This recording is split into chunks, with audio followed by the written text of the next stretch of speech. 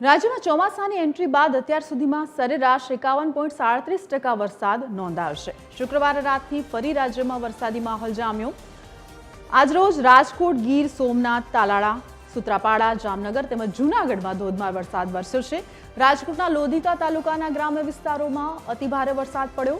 ખીરસરા, મેટોડા, બાલસર સહિતના ગ્રામ્ય વિસ્તારોમાં સારા વરસાદથી જગતના તાત ખુશીમાં છે। ગીર સોમનાથમાં ધીમી ધારે અવિરત મેઘ સવારી યથાવત જોવા મળી છે। વેરાવળ, તાલાળા અને સુત્રાપાડા તાલુકામાં મેઘરાજા મહેરબાન થતા લોકોમાં ખુશી જોવા મળી રહી છે। દ્વારિકાના ખંભાળિયા તાલુકામાં મેઘરાજાની ફરી એકવાર ધમાકેદાર બેટિંગ।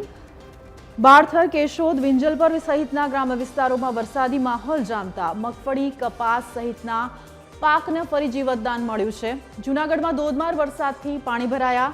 શહેર સહિત જિલ્લાભરમાં વરસાદી માહોલ, જેને કારણે ઠંડક પણ પ્રસરી છે।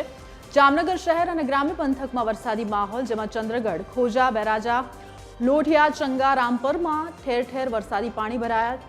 વાવણી પછી કાચા સોના સમાન વરસાદથી ખેડૂતોમાં ખુશીનો માહોલ જોવા મળ્યો છે। વરસાદને કારણે રસ્તાઓ પર પણ પાણી ભરાતા જોઈ શકાય છે। સાર્વત્રિક પાણીની પરિસ્થિતિ દેખાઈ રહી છે।